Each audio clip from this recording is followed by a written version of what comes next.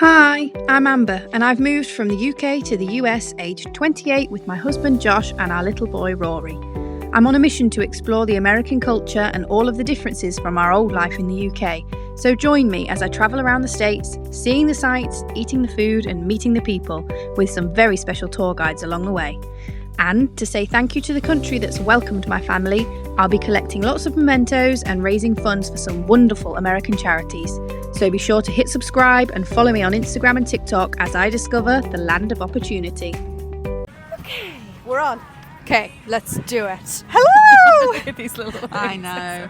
It would make more sense if it was a proper microphone. These are obviously supposed to be clipped, Like but when it's like quite noisy, I'm always too scared that you're not going to be able to hear anything. It's okay. And then if you can't hear anything, then what can I do about that? Gotta be I'm done. screwed. I'm too scared that it'll be too loud, but I'm sure it'll go red. I can turn that down. It's actually going yellow. Down right is now, easier. Then Down up. is easier than up. I mean, someone tagged me in Yes. your comment, right? And I think that's been like the wildest thing I about don't TikTok. know why your profile had never come up in the Same algorithm. as you, but because I feel like our content is so similar, Yes, like so much. America, question mark. like lost in America. So We could do like a lost. full Home Alone And the episode. complaining about the food thing too. I feel like I've done so many TikToks on like, what do I eat? I know, and people are like, get over it, you're in America, like you're not in your home country. Yeah, but I'm embrace then it. having to be sort of careful with it and saying, I just want to educate myself, / your food sucks. I know.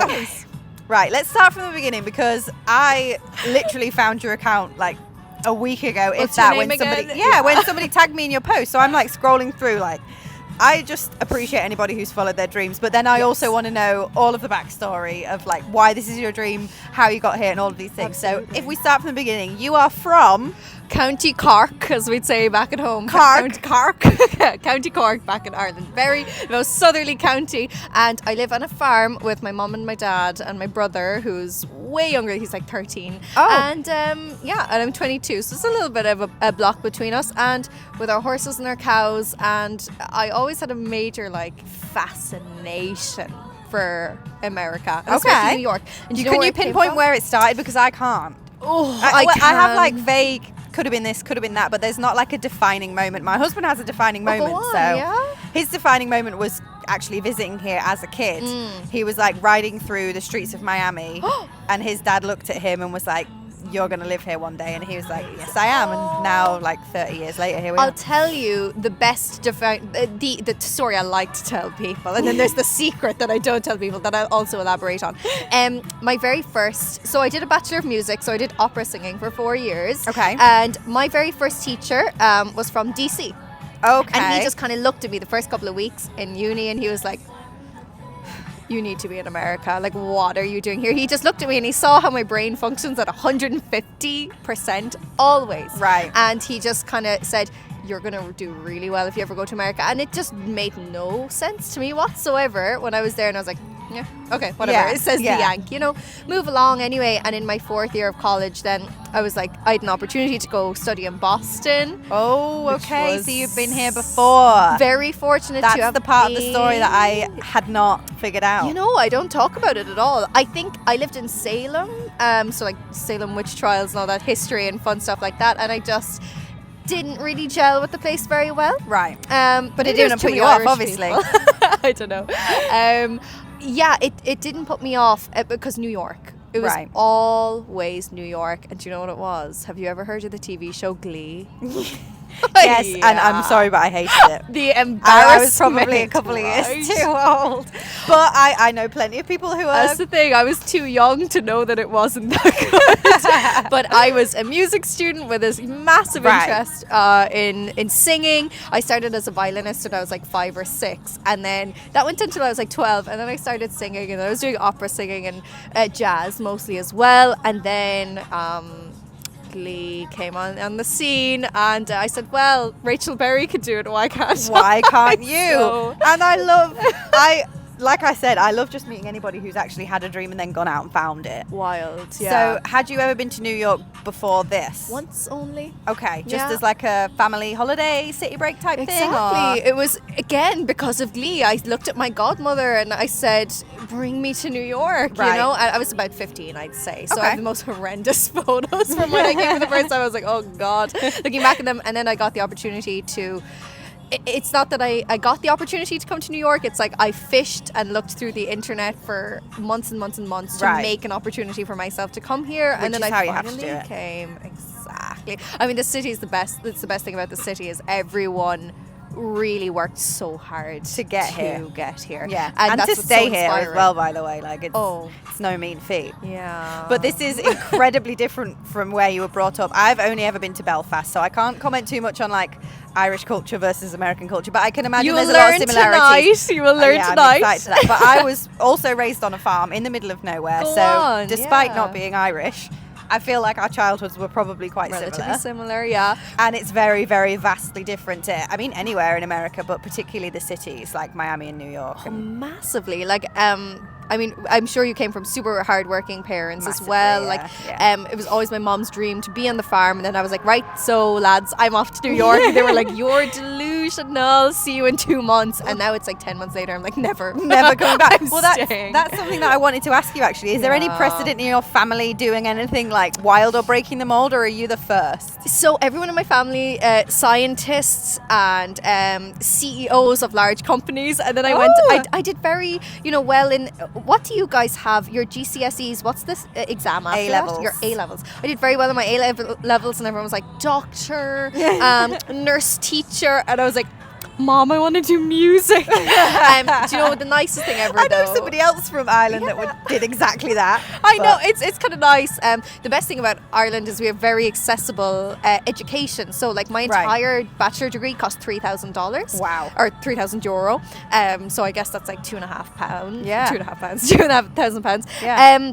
So I had that opportunity to go study what I wanted. Now, the nicest thing about it is I only found out recently, like my mom kind of turned around and she said, Viv, I'm so glad. We were so happy that day that you told us you wanted to do music because we knew that you'd always do what you loved. Right. And that you wouldn't just be chasing money for the rest of your life. You'd always do something that you were passionate about. Yeah. Which was lovely. So... what were we talking about? What? Yeah, sorry. I've been breaking the mold, sorry. Breaking the mold, yeah. Not being the bookworm or the CEO or the farmer and going out and doing what you wanted to do. Exactly, yeah. It was that. And I think the New York thing as well, everyone's like, everyone back at home, like, we're so humble. We're like, what would you be doing over there? Like, I mean, really, like, only rich people over there. From a town where no one ever leaves. I think... Ireland sometimes might have that sort of mentality, but so then when someone like a weirdo like me comes out and I'm like, I want to do big things, I want to do huge things, everyone's like, all right girl, chillax. Good luck. I know, exactly. But then when I'm over here, and that's the best thing, what happened with the TikTok was people said, oh my god, she's actually doing it, she's actually gone and done it. Yeah. And we can now sit here and go, we thought she was a little bit delusional, but she actually did something. And it's the proudest feeling. It's the proudest feeling when you actually like tick off something on your bucket list. I know you're probably like me there. There's something next. And I do want to talk to you about what's next, because obviously there is an impending deadline on your New York journey. Girl, but I don't want to talk about that yet. Let's stay positive for now. So tell me a bit more about the Mountbatten program, because I've heard a little bit about your content. You talked very briefly there about having to scroll the internet to find it. So it was literally a Google search is how it started? It was indeed. It was months and months and weeks of scrolling, literally like staring at a computer screen, because I knew that there are these graduate visas called J1 graduates available. Yes. You have to find your own accommodation. Hopefully this will be really useful to people watching, because this is unfortunately like the Mountbatten program, not too many people know about it. Right. So I'd never heard of it, and my husband works in visas. So. Yeah. Oh, fantastic. Yeah. Okay, and this is why I was wanting to share information about it. Yeah. Like, if you come over in a normal J1 graduate, find your own accommodation. Right. I think you're only allowed to work as an intern or something, so you're earning peanuts per hour. You also you have to find your own role within 90 days, or else you have to go home. So I came across the Mountbatten program where they cover your healthcare, they place you in a role. So I'm now an event manager down at the World Trade Center, which I'm so fortunate to have. Really, really lucky. I feel like I won the jackpot with the job. Free accommodation. Yeah. I mean, that's worth anything. That's worth a massive amount of money here. Exactly. A scary amount of money here. Huge, right? And is it all right? Decent. It is indeed.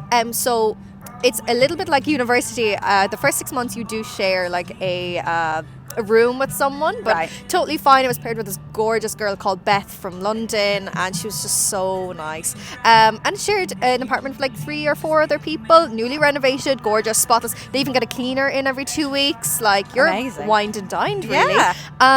And you do, for the program, you pay like $6,500. Okay. But that's for visa admin. That is for basically kind of all the extra stuff, like them finding a job for you and all those bits and pieces. So when you compare it to if you came over with yourself, You can't even compare it. It would be can't. vastly different. it's like $6,500 in comparison to 20 grand. And it's knowing that, because obviously moving country, which we'll talk about, is a massive adjustment. So knowing that at least you've got a job and a place to live, like you can just fly in and get started and figure the rest out later. you have a bed and it's sitting there waiting for you. It's worth that makes anything. Yeah, that makes it actually really affordable, really cheap, you know. Yeah. Compared, particularly if you've not spent much through college. No, I know exactly, and as well, like you do get paid as well for your job. It's Okay. not like it's a stipend rather, Right. And it's livable. I would recommend always coming over with a little bit extra savings because we all, I a slush mean, fund. literally a coffee here is $7. Yeah, I know. So, this is a really embarrassing story. Actually, I'm not sure I've said this anywhere online yet, but like I was so wary of my funds coming over. I wanted to be so comfortable that I brought an espresso machine in like. Do you have Arnott's over in the UK? Arnott's or like Brown Thomas? Oh, what's your like Harrods kind of like Harrods? Harrods. Yeah. Do you then have like large department stores like that? Harvey Nicks sort of thing. There we go. Yeah, so I walked in and I bought an espresso machine on a deal around Christmas for $50, and I brought it over in my hand luggage. I brought a coffee machine in my hand luggage so I wouldn't have to spend $7 coffee. And it's not like I'm broke, because I was just like, I can do this. This is going to save me money. So You've got to learn how to be savvy, but also so does any 22-year-old like coming out of university. You're not. It doesn't matter where you live or what your job is. You're not exactly going to be flush. Yeah, so it was figuring it out. But obviously, you're here for 12 months, right?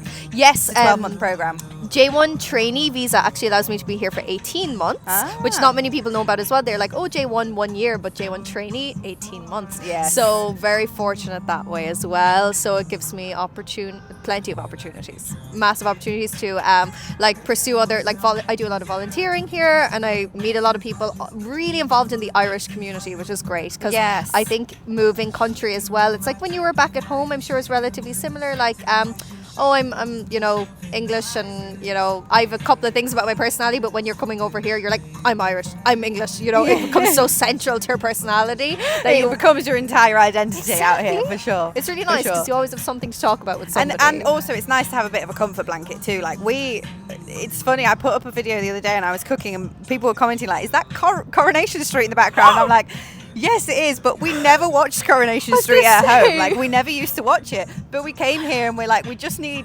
something that's at home. So whenever we're cooking dinner, we just put an episode of Coronation Street on BritBox or one of those subscriptions where you can get it wherever you are.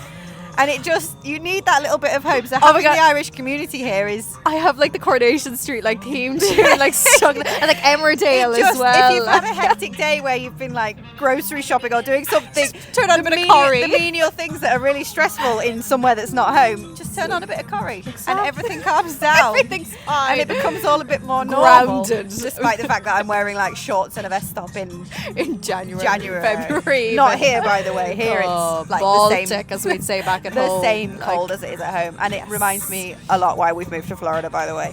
Because I can't handle it. Like I'm like, get me back to the sunshine state. I know. I do love it here. Yeah. But I would only be here in the spring and summer. Go on, really. Yeah. And then I find during the summer, I love the cold. Then I'm the opposite. I'm a little bit weird that way. I think like spring and autumn here would be. But you've perfect. experienced all of the seasons I here have. now. So what's been your favourite? Yeah, probably winter. I don't know. It gives me the opportunity. I like. I'm a weirdo. Like I love fluffy stuff. Like Right. I only ever want to wear that's not fluffy weird. stuff. I feel like as well, like the dark evenings as well, and so I don't know. There's something romantic and nice about it. Yeah, I can agree with that. My problem is that I'm a cold person, so there is no amount of layers that will ever keep me warm. Like I could be in full ski salopettes and everything right now, and I would still be cold. So I'm actually the same, and I looked that up recently, and it could be an issue with your thyroid. Just saying. Well, I'm not going to the doctors here to figure that out. No, you're not. I Yeah. will be on my deathbed before I step That's through a whole other into a doctor's story. surgery here. That's a whole other story. Yeah, Oh, let's God. not go into that because that will cause controversy Absolutely. across the nation if we start talking about We're that. neutral grounds here. Yeah, let's. That's the thing with the TikTok too. Like always, I really want to be judgmental on this thing, but I really can't. But I really can't because I will get hammered. It's happened to me a couple of times. Yeah. And actually, all the time it's been unintentional. Like there's plenty of controversial things I could say and don't, but there's also some things that I've thought I've said that weren't controversial and ended up being controversial. But That's that's the just thing. goes with the trade, right? You learn as you go along. You're like, just to if be I- very fluffy and Yeah. I mean, that's what I'm worried about. Sometimes I'm like, I put on this persona. I'm like, is that really me? And I'm yeah, like, because you know actually what? I'm a little bit of a cold Little- bitch sometimes.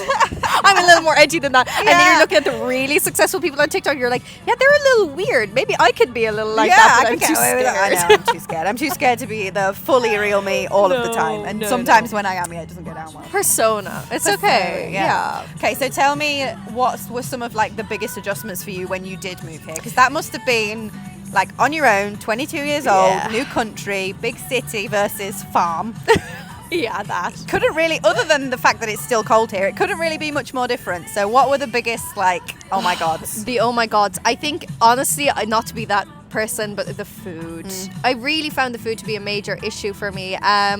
And you think like from living in Boston, I would have, become accustomed to it and everything, but no, I was still whining about going to the like grocery store and the language too. Yeah. Sidewalk, grocery store, laundry. yeah, I know. yeah. I call my parents. They're like, all right, okay. I found myself saying grocery store more often than not, but there's a lot of others that I'm like, I just can't get out of my mouth. Back at home, you're like supermarket. Yeah. Yeah, Yeah, exactly. Same. Yeah. So yeah, definitely that. I'll be really real for a second. How Americans communicate. Okay. The directness. Yes. And unapologetically yourself, always. So I work in the corporate world now, and it's dear Vivienne, straight to the email. There's Right, no. there's I hope you're doing well. No, No fluff. I hear you. I hear No you. fluff whatsoever. It's so funny, like even that cultural difference as well of asking someone how are you here, and their response will be or have a nice day. Yeah. You never get like Yeah. have a lovely day back. There's no time for bullshit time. here. Like it's just straight to it. I have To the definitely found point. that. I've definitely found that too. It's been really valuable to move to a place like this because I'm very Irish. Like we'll beat around the bush. Yeah. We'll never stop talking about rubbish. Yeah. And Americans will look at you and immediately, like the second that they're no longer interested in you, you'll get. Yeah. So it's like Okay, it's I need to nice. stop talking. Yeah. Yeah, it's really nice and obvious. But working in the corporate world for sure has that method of communication. And what I love, going off that communication limb, what I love about Americans is how good at public speaking and presenting that they are. Yes. The directness and the succinctness. Works well in those jobs. Yeah. So yeah, for well. sure. I have to admire even high school students and university students how they carry themselves. Yeah. The confidence. Whereas back at home, it's like get out, get down. I I do think a lot of it is a confidence thing. I think they are like pumped with confidence from a younger age here. I know you've had the pleasure of going to college, university here, so you've probably seen it a little bit more inside than I have. But again, I've met lots of people around like the late teens, early 20s age, and I'm always shocked by how confident they are. Right. Because in the UK, I feel like everybody's kind of in their shell a Keep bit. in your own little box. Yeah, Exactly. It was back in university, of course. I only studied here for 5 months or Right. so it's just my senior year, they call it. And it was that major adjustment of, like people really speak up here because and I have to sort of be careful when I go home because there's the excess of being overly confident and very direct here, and when I go home You people have to can soften it down again. really, it can come off very rude. Yeah, Very yeah, rude. yeah. So there is that sort of social awareness and that emotional intelligence as well of when you bump into someone on the street. I'm sure there's a huge difference as well between Florida and New York. And Like, city country here as well, I imagine, is the same as like back home. London versus Edinburgh is very different. Exactly. But yeah, so when yeah. I bash into someone on the street here, like you don't even look around to say sorry, love. I know. Like it's like. And I said in a video earlier today, actually, I was like, I haven't done the subway yet because whenever I've been to New York a lot of times, but normally just like for a day in and out. Yeah. So I've never really needed to do the subway. I've just walked, honestly. So because a lot of stuff is accessible on foot, and I like to kind of see what's going on, so I just walk everywhere. Is the subway like the underground where it's like don't make eye contact with anybody? Yeah. Everybody's in a bad mood. Nobody wants to be there. Like yeah, exactly. I will say I prefer the subway than the tube, and I couldn't tell you why. Like back in London, like I found it very hot and scary and sweaty. Yeah. The subway's a little more edgy. The subway's a little terrifying, to be honest. But it is like if you make eye contact with someone, you're either into them or they're going to come after you. Yeah. know? You've got to just keep yourself to yourself, like box yourself in your little seat and just I get even to where feel you're bad going. for looking at people's shoes sometimes. Looking at them, I'm like, oh my God, they're going to judge me. It is very much that way. There's something so freeing about being anonymous in a city like this. And people will turn around and say it can be very lonely. Yeah. And it can be. However, what you give to New York, it gives back to you. So there is fantastic opportunity to meet people here. There is, that's what I love about it, is you can do whatever you want, whenever you want, with whoever you want. Anywhere. Yeah. You know, there's always massive opportunity. I've always loved that about big cities generally, but obviously New York comes under that category. Yes. But yeah, just being able to be yourself. And for me, I'm interested to hear how you really like started the TikTok thing too, because for me that was a huge part of why I started sharing on TikTok. You would not catch me dead at home sharing so much as a photo of my family, because you're surrounded by people who know you or know, like, not that old you is the wrong thing to say, but life before being out there and doing something different. Just the fear of judgment all the time. But when you move somewhere new where you're not known, like you say, you just feel like I can be whoever I want. I can reinvent if I want to. Nobody knows me. You can just wear what you want. That's exactly it. That I would never have had the confidence to share a video of myself talking. Never. Back home. And I still get like the heebie-jeebies if I ever see someone from home that's like looked at my profile. I'm like, I need to delete this. Yeah. And it's stupid. It's really stupid, but it is very freeing being somewhere new. So real. Like just that. Now, what I will say, I was agreeing with you there. Like I'd never put up a video of myself. So the reason I was able to get ready or begin with the TikTok was because when I was at home, I started my own houseplant shop. So I owned my own like houseplant installation service. So like our latest client actually was Lululemon, so they opened their flagship store up in Dublin. And I was asked to come like supply them with plants because you know they have the yoga huge. Vibes and stuff, which is really Yeah. cool and really fun and everything. So I'd like the brick and mortar store then. I studied Monday to Friday, my singing, my Bachelor of Music, and then I opened the shop and sold plants on a Saturday and Sunday. Amazing. So 7 days a week, but like that's the only way I could keep myself sane, really. And what I learned from the business is people buy people and people buy personality. 100%. Business was called Prickly Plants with personality, because I mean a cactus has personality, and 100%. I always had my face on the Instagram. Right. And I found the more I had my face up on it, the more more it was it going to grew. sell. Yeah. The more it was going to sell, exactly. I totally get it. It's the whole world of personal brand. As I say, Mm-hmm. we've not been able to work. Our work permit just got approved, so within the next 30 days I'll finally be able to start working again. Exciting. But in the meantime, I've been doing this as a hobby, and I've also been doing a master's degree because, like you, I can't just do nothing. Wow. So I've been doing a remote master's degree in business, and Congratulations. there's so much personal brand about it. Yes. And it's like, it doesn't matter what business you want to build, personal brand comes first, business comes second. Yeah, that's the And thing. I'm like, that's definitely changed. It didn't used to be like that. I'm sure it didn't used to be like that. But nowadays, I mean, look at people like Stephen Bartlett. I don't know how well known he is over in America, to be honest. I know him actually. But Stephen Bartlett. Stephen Bartlett, he's off of Huel and Dragon's Den. Have you ever seen Oh, Dragon's of course. Den? Yeah, Stephen Bartlett. Oh my god, of course. Yeah, I was literally only watching him the other day. Yeah. He's massive in the UK. I don't know how really well known he is over I here. know him, of but course, basically, he has created this insane personal brand, and then off that, he's been able to invest in businesses, start businesses. Yeah. And it always is personal brand first. People So buy people. People buy people. And Yeah. I totally get why that So worked for the true. plants and why that's as well worked for, Thankfully. admittedly, like, this is not, you're not trying to sell a product or anything, No. but your account has grown because of you. Thankfully, yeah. And one thing I learned as well is like when you have enthusiasm for a subject like yourself, like you're high energy, you're bubbly. Yeah. That's sort of like functioning at 110% always, and clearly like smart women as well. When we're able to portray that through a personality, like people will say, "Oh, geez, yeah, she's something about her." You It's know, more relatable, I think. yeah, hugely. I think that's what works with your content in particular. It is relatable. I'm watching it like, yeah, I feel the same way. Like, I remember that. That happened to me. Yeah, engages people. It makes them want to comment. And it's the best thing about growing online in America is everyone has an opinion. Everyone has an opinion. And I also do find that America really wants to help.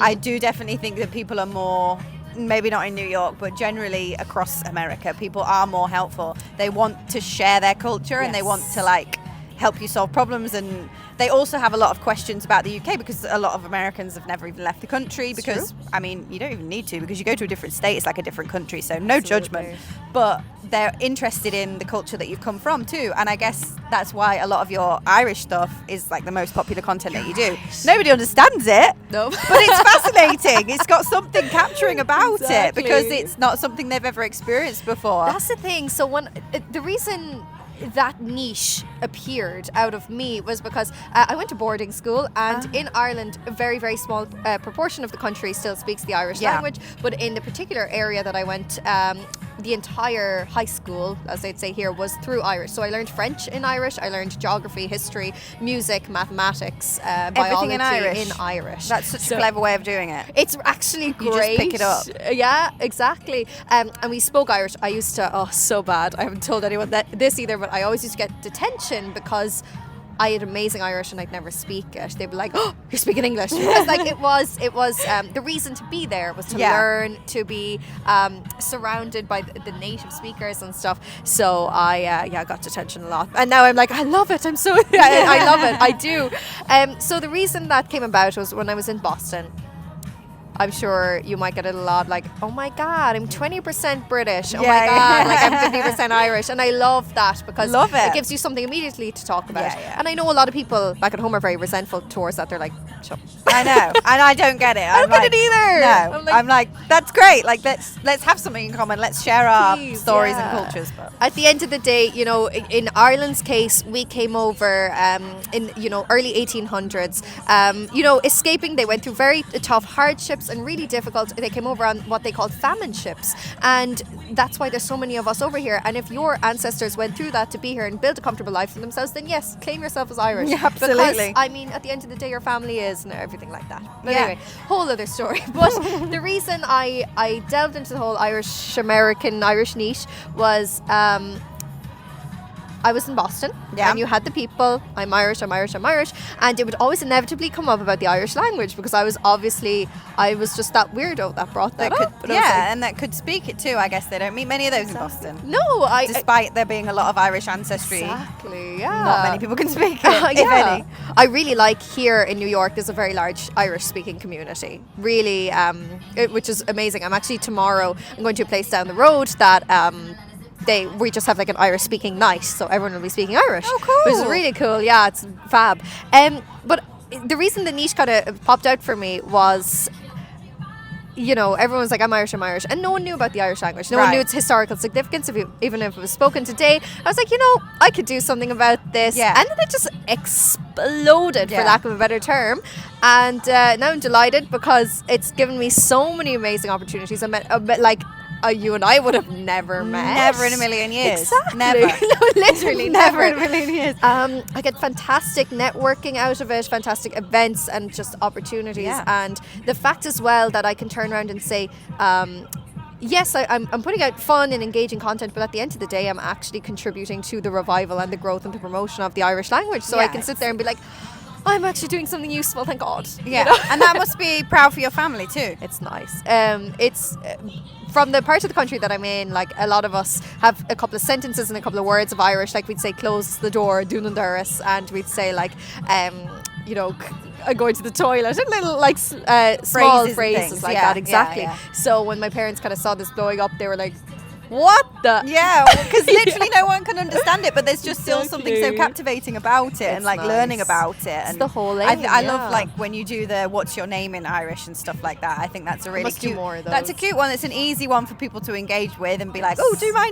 name, and I like that. You're right. Those were the videos that blew up altogether, because not many people know. Like Amber in Irish is Omra. Omra, Omra. There you go, and like Vivienne is Bavine. So like a lot of people, the fact that I could say Elizabeth is Eilish, they were like, anybody. what? Yeah, because I never knew that there was a name for every name. Yeah, exactly. You think of Irish names like Siobhan or something like that. Yeah, or Rasheen or something. Exactly. But I've never knew that there was a conversion for every single name, so I think that's fascinating. You're and right. obviously that's something that everybody can get involved in too, because everyone has a name. Engagement. So we're always thinking about it. That's the thing. No, I Yeah. don't want to be that person. I know. I know. It's important because obviously you want to grow and get your message to more people. So. That's it. And it's wild because the way it has traveled to people. So a couple of weeks ago, the wildest thing has had people, I've had people recognize me. So I was in a bar 2 or 3 weeks ago, and this very old man approached me and he said, "Are you Vivienne?" And Vivienne is the Irish for Vivienne. And I looked at him and I was like, how does this Wow, man... he's really engaged. He's really engaged. Like he recognized me, number one, and number two, he knew my Irish name. And I said, "Go on." He said, "I follow you on TikTok." And this was in New York, for like 8th or 9th Ave. And he was like, "I'm from South Carolina." And I was like, "Okay." He was like, "I'm visiting for a couple of days and I'm actually 100% Italian." I was like, okay, this is so confusing. Thanks for following me. Thanks, yeah, right? But the fact that it's not only had a reach within the Irish community, the Irish American community, also Friends of Ireland, we called them. So it's kind of been like really nice that way too, just to kind of put it back on the map, because it is still classified as a European language, and it's actually the national and the official language of Ireland. So all our government documents are in Irish, and all our road signs are half Irish, half English. Well, full Irish, full English. Yeah, I've seen the road signs. I didn't know that about the government there. That's fascinating. Yeah. So like all our documents, are basically Irish. Like that's so it's there. But the nicest thing, I guess, about people our age back at home is there's this kind of revival, as I called it, but this phrase that a radio presenter recently said to me. He said, "You're making Irish sexy again." And it was really nice. It's like destigmatizing it of, hey, this can be cool if you want it to be. And why not get more involved with your heritage and your ancestry and all of those things? Like I always think that's a good thing, because otherwise it's going to die out, and that would be a really sad thing. So. Yeah, you're dead right. Representing.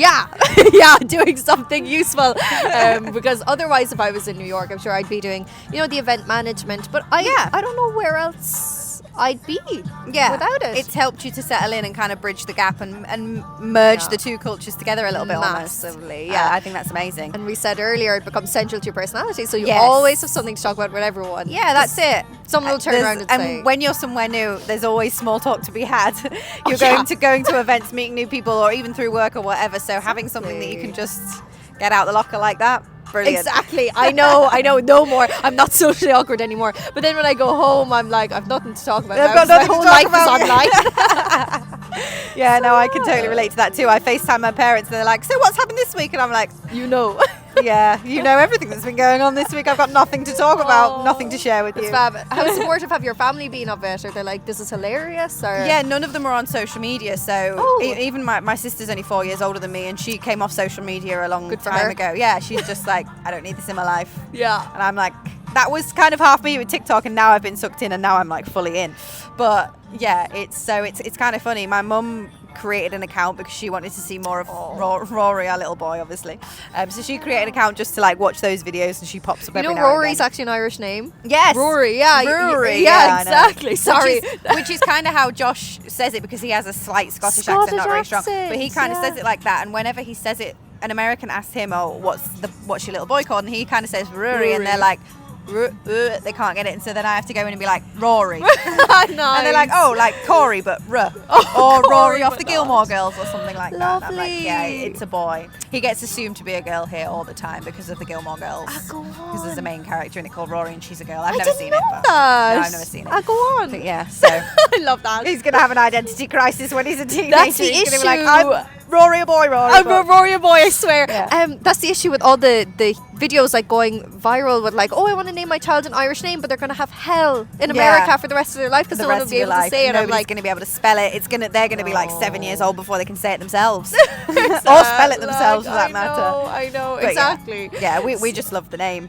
Obviously, it's got slight Scottish heritage. Yes, of course. Yeah. Like oh my god. But we spell it the English way, I guess. Oh, yes. Yeah. That was really hard for me to say because that was the biggest cultural difference too, is how we say things. So back at work, my coworker was like, we were on Excel and she was like, line item H, and I was like, or line item number number H or something, or sorry, letter H, and like the whole time I was like letter 8, letter 8, letter 8. There's like no letter 8, like that's a number, and it said it like a million times, and she was like letter H. I was like, oh, H, like H, like we put a H there. So I think those like language blocks as well. Definitely, been, like, there's some thing. words and things that people don't understand when I say. I can't think of any off the top of my head, but yeah, it happens a lot when people are like. You probably have to over enunciate things like water. Yeah. Or something. Everyone's like water. And I'm like, no, there's a T in there somewhere. Or herbs. They're like herbs. Oh, and I'm like, no, I want some herbs. You say H too instead of H, right? We're kind of between. Depends where you come from in England. Oh, go on, yeah. Just north, so like a north-south thing, like laugh, and that sort of thing. Laugh. Oh, I didn't know that. No. Bath. Oh, yeah. Laugh, grass. All these. Huge difference. I love that. I know. I'm kind of Midlands, but probably take more northern. Cool. So got all my ass. Yeah. How bad? Yeah. That's my difficulty was saying like like letter or, and they're like, what? Oh. That would get me. I'm like or, and then I'm like okay. R. Yeah. R. Yeah. No, you would catch me out with that one too. Oh. So, yeah. I would have to get you to write that down. I know. Or no, I can't say it any other way. All right, tell me some funny stories then. What's crazy stuff has happened to you since being in the city that never sleeps? Oh God. The best memories that you're gonna. The best take memories forward. that I'm going to keep with me. I think it boils back down again to New York being the most spontaneous city in the world, and you meet these wild people like every day. Like you'll either like you won't walk past like Selena Gomez, but you'll like walk past someone like Taylor Swift or something, and you'll say, "Oh my God, like I'm living in a movie." Yeah. I think it's just the vast wealth of people that I've met here. Like, oh God, a fun story. I'm really caught there. That's the worst thing. Like, even meeting you, I was like, I need to tell her I'm not a fun person. I don't do fun stuff. Oh my God, no! I don't do fun stuff. I've never done fun stuff in my life. I didn't even go to university. So you're doing business at the moment? That's I'm doing a master's in business, but I qualified through work experience because I left school at 16 and started working full time. Congratulations, though. Yeah. Well, I'll tell you, there's a terrible article. It was the very first article that came out about me in a newspaper. It was something that I said, and I was like 17 or 18, and I said, but it's actually no word of a lie. It's like totally true that, but it was just embarrassing that starting my own small business has been more valuable to me than 16 years of school. True. Absolutely. True. My husband and I have scam. My husband and I have two businesses, and I have learned more. The business masters that I'm doing right now is actually like on the job, so that's been really useful. It's not all like fictional case studies and stuff. Amazing. That's a story for another day. But yeah, running the businesses has taught me more than I've ever learned at school. That's the thing. Finances and everything like that, you don't get taught that at school anyway. No, and that's why I actually started Prickly Plants while I was in uni. I was in second year. What do they call it here? Your junior year, your freshman, sophomore. Maybe, there you go, your sophomore year. Because I realized that I was training to be a musician, and I had no idea how to market myself, no idea how to sell myself. I had no personal brand, as you mentioned. There was no personal development, and I said, I need to do something about this because at the end of the day, I don't know how to pay a tax. Yeah, and no one's going to no teach me practical how to do skills that. whatsoever taught in the British education system. None at all. So it's frustrating. I was really interested then, like. Perhaps in the future I might pursue the lecturing side of things, and I'd love to write like an entrepreneurship in the arts module or course to say you have these amazing skills, now let's put them to good use. Yeah. So 100%. sorry, you went back to like fun stories. I'm like, let's talk about business. Let's talk about something like that. No, I think we have a scary amount in common because if you asked me for a fun story, it would probably be from like 10 years ago. Yeah, so I had the last the other time day I ordered ramen and there was like this black egg in it. Like that's my fun stories. Like it's not wild. I think the funnest thing about the city is the people. Like I'm currently dating someone. Like so from a very young age, I was obsessed with opera. Okay. And weirdly, again, weird people, but like 16, I would come over to New York and just go to the Metropolitan Opera House, and now my boyfriend's in the orchestra of the opera. So I mean, I get to go to the opera and I get to see him like my little man in the pit. Oh, and that's like, amazing. What a dream! Yeah, that must like, be a pinch me moment. I'm so lucky. Yeah, it is a massive pinch me moment. I know. I say the same thing. I'm like, I'm so lucky to be here. But no, hold up a minute. We've made this happen. Yeah, you did. Yeah. We, not just me. You've made this happen. Yeah. We've made this happen. Like, we've worked hard to be here, and we've earned every bit of it. Exactly, and I feel really fortunate every day. Like, I'm sure we've had people, thankfully, in our lives as well that have been supportive of us, and we've said, okay, I have these resources, I'm going to grab them, and I'm just going to like rocket myself as far as possible and always throw myself into the deep end. And boy, do I fail sometimes. Oh, there are more. Mortifying. Yeah, there are more failures than successes, definitely. But it's also, I'm learning something in my later age now, which is probably not something that I was very good at in my early 20s, is to like admit the failures and not try and hide the failures. That's an amazing thing. It's really difficult. It is really difficult because you're putting yourself out there by doing something different, and then when it doesn't work out, you kind of feel like everybody's going to judge you. Oh, I knew you were going to be. Well, if it's like go home or lose your job or whatever. Oh, I knew this was going to happen. This was, or if like your social media following plateaus, and they're like, oh well, this was always coming. It was never going to be anymore. Yeah. But so what? That's on to the next. On to the next thing. I Not think everything's going to work out. No. And it's the amazing thing about the city is it really toughens you up. It says, you know, one day you're everything and the next day you're like, you feel like nothing, but it's kind of, you're a very small fish. Rewarding though. It's I don't know. It's an important life lesson, and it definitely took me too long to learn it. So I think that's something I would share in your entrepreneurial course. I was gonna say, like, just to be like, when you have the failures, don't hide from them. Oh my God. I really love that because I don't think anyone's ever said that to me. And I journal a lot now. I know, being that weirdo, like I listen to podcasts and journal. Like I don't, but now I do because it actually works. But I now like write things down, but I've always like started my week off with like what was amazing this week and what did I succeed at this week. And if my list is smaller this week than it was last week, I'm like, I'm failing, what am I doing with my life? Yeah. But like the fact that I should actually make a list too of like, what did I bollocks this week? Like, what did I completely balls up? Exactly. I think that's really important. Wow. It's not in like a negative way, but just in a tried it, made myself try it because the bravery is in the trying it, and then it didn't work out, and so this is what I'm doing next. Like twist it and go again. Right. Yeah. That's what I'm trying anyway. Good. But it's not easy. It doesn't come naturally. I don't know if that's a British thing or just a woman thing or what it is, but it doesn't come naturally. Yeah. So yeah. Yeah, I think we have this unnecessary amount of pressure on us too. I mean, there is the woman thing as well of like always needing to be everything and more. Yeah. And splitting yourself in a million different ways, and expecting to be 120% at every single one of them. Yeah. Sadly, I don't think I'm ever going to get rid of that trait. You know, I think American women will definitely relate hard to that too. I actually saw something on TikTok the other day that was like, I'm an American mum. Of course, you know, those ones that's like, yes, I'm an American mum. I'm expected to be 100% at work and 100% at mum. And it's like, not possible. You mentioned cultural differences as well. When you begin, you might have experienced it already, but when you begin, let's say if you have a 9 to 5 or something like that, or... Oh my God, 9 to 5, a 7 to 7, a 7 to 8. Yeah. It's always on your mind. It's a wild experience because I always say this fun thing. I'm sure it's the same like over in the UK as well. Like what I say about Irish people, we're horizontal. We're so laid back. We're horizontal. My deepest apologies for the... Are you okay?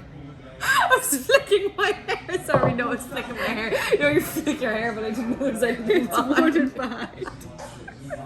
Oh, awkward. That never happened. Careful. Well, I'm not taking you to urgent care. My deepest apologies for the very sudden interruption in our last piece. We didn't realise we'd been gabbing for 45 minutes, and one, we needed to get out and get ourselves a Guinness, which I will explain in a moment. But two, we were talking for so long that my microphone ran out of battery. So we are now on iPhone camera sound. I hope that this isn't too terrible a quality. I will do my best to adjust it in the edit, but I'm not very technical. Should be good. But there's definitely a few things that I wanted to talk to you about to finish up. But before we wrap up the episode, this is my first ever Guinness. I'm going to be putting some more instant reaction, because as you can see I've already had some, on TikTok. Yes. I'm not going to say that it's bad, but I'm not going to say that it's good. You know, and we're going to, I was, you know, a moment ago, I was like, oh God, we'll have to like get you your first Guinness, like seriously. However, I had mixed feelings about the first Guinness being in America. I know. It makes a big difference, you Irish people, and even like English people as well. We've got our Guinness back at home. 100%. Got our Guinness back at home. However, I was minorly impressed. Actually, it's got the, I don't know if you can see, but it has got the fluff on top that I'm used to pouring when I was a barmaid. It's thicker than I've experienced before, so yeah, I was, watery. you know, relatively satisfied. So not bad.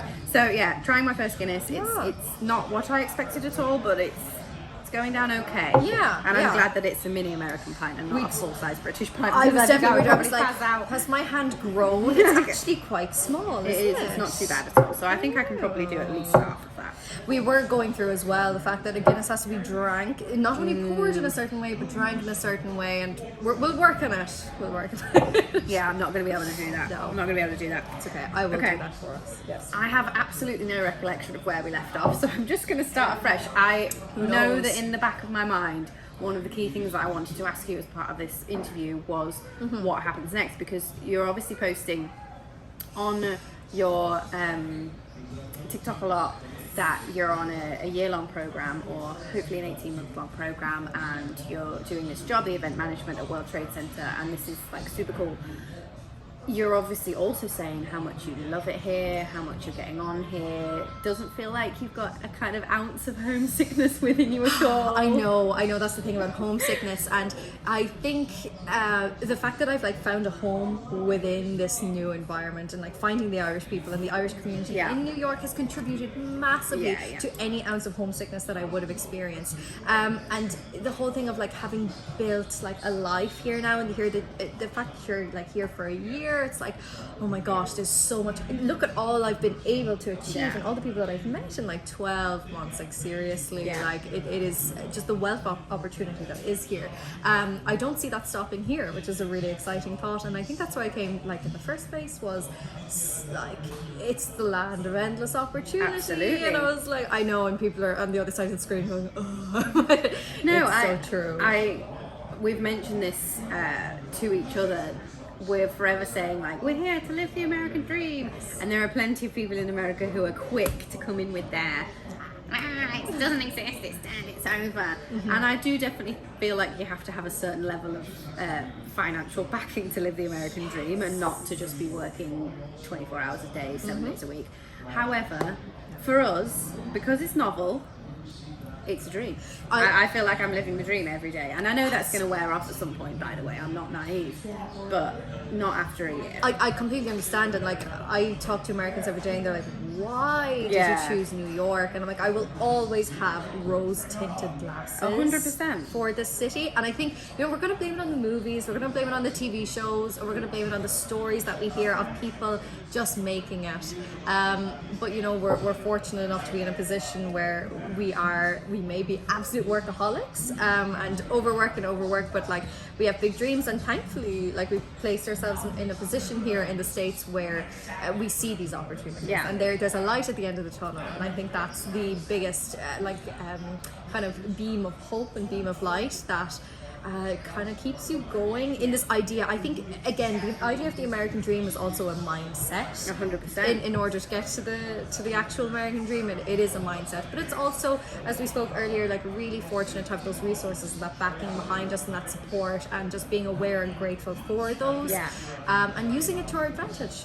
Yeah, I agree. I think you've absolutely said what I'm always thinking, but can't fit in the characters of a TikTok comment when somebody comes on and they're like, why have you moved to America? And I'm like, oh, I just put because of the sunshine, because that's just my like quick fire back answer every time. Which, you know, there's obviously a lot of truth in that, but it's a lot more than that. And I do feel even more in New York, like it does feel like you're living in a movie. And what's wrong with that? What's wrong with feeling like you're living in a movie? Milk that feeling for as long as you possibly can. Exactly. Like I need to come up with a better excuse when you're like, oh, when you move to America, I'm like, the movies, and I'm always like, oh, my career, and people are like, okay, and like, I'm like, okay, it's a lame reason. Yeah, I know we need to come up with a better reason, but I think it is that I love home. I'm obsessed with home, and I always have this huge connection to home. But it's that you don't want to call it an escape either. You want to call it like just this growth. Yeah, new this opportunity. New opportunity. And unfortunately, like I was the type of person that I had to put myself in a totally new atmosphere for myself to be able to uncover that opportunity. Be your true self. I completely agree. I can relate to that massively. So yeah. And what's like the next dream for you? If you could like no paperwork in the way, like what would be the dream? Do you want to stay forever? Is this always a short-term thing in your mind? I see America as get all the Guinness, get all the career and the backing, and hopefully the financial backing, and all those skills under my belt, you know, build this really beautifully impressive resume as much as I can, and just say, wow, I'm so proud of this, and use every opportunity that comes in my direction. I think my aim is, at the end of the day, to marry all my skills. So let's say the music, the business, the videography, and the TikTok, and just somehow grab all of those together and be able to use them. And working for myself. I am a huge weirdo. I'm love working with people, love working for people to a degree, but I've always realized my entire life I'm just Vivienne, you're a strange fish, you need to go do things on your own. yeah, which that's is a great. better way of putting it. So my dream and my plan and project over the next couple of months, I haven't really shared with a lot of people yet, but I want to start the Irish American Choir, the Irish Choir of New York City, because I have experience as a conductor, and there's no Irish choir or community Irish choir, or I'm actually on the board of the Irish Network NYC, so we facilitate networking events for people who are Irish, people who are friends of Ireland, people who are Irish Americans, and I want a choir that will unite people in that way, and it'll give an opportunity to produce and kind of expose everyone to contemporary Irish music, older Irish music, give people a networking community opportunity to learn a small bit more about Ireland, where they come from, and the music especially. Amazing. So I think it's taking on a lot of projects over here, girl. I know. I've been so lucky the last couple of months from the TikTok. It's generated such opportunity and such networking. It's so good. Branches, right? That I'm everything is fitting perfectly now. I can pursue what I want to go do, and that's the music. Yeah. And I'm just really lucky to be in that position. So that's the next step. Yeah, the music, and I think as well I'd love to pursue the social media side of things full time, and it's something I never thought about. No, me neither. Oh my god, me neither. It's come out of nowhere, and now I'm like, this could be a thing. This could be look, from your own experience and running businesses back home, and obviously your family's experience too, never put all your eggs in one basket. Let's have multiple streams of income, passive income, active income, whatever it might be. Spread it as wide as you can. So see where it goes and see what happens. I think that's the best thing, as I said, about America, is everything's so spontaneous. My career has very much been that way so far, and I say my career like I'm ancient, but I've been really lucky from a young age. I always wanted to work, I always wanted to make my own money, I always wanted to make something for myself and have something tangible and something that was going to grow. So I think now with the TikTok sort of, as like yourself, exploding and just kind of coming out of nowhere, and you're like, what? The whole thing back to jumping in the deep end, throwing yourself into the deep end, and either drowning or floating. And if you do drown, just looking at it and being like, it was fun while it lasted. Absolutely. Or the doors that it has opened already. Yeah, and the fact, the doors it's opened, and then the more doors it creates as well. Absolutely. I think it's the most exciting thing ever. I think that's great. Okay. Well, to be quite honest, I think that's a good place to leave it. Up to you. There we go. I'm gonna sláinte. I don't know why I can't get my head around. No, that you word. got it. You said it before. I Sláinte. did sláinte. Well, from the north and other parts of the country, this is sláinte. Okay, sláinte. I don't know whether that's easier or not. And then I go sláinte. Yeah. I say more cheese. So. Okay. Well, sláinte, Vivienne. Thank you very much.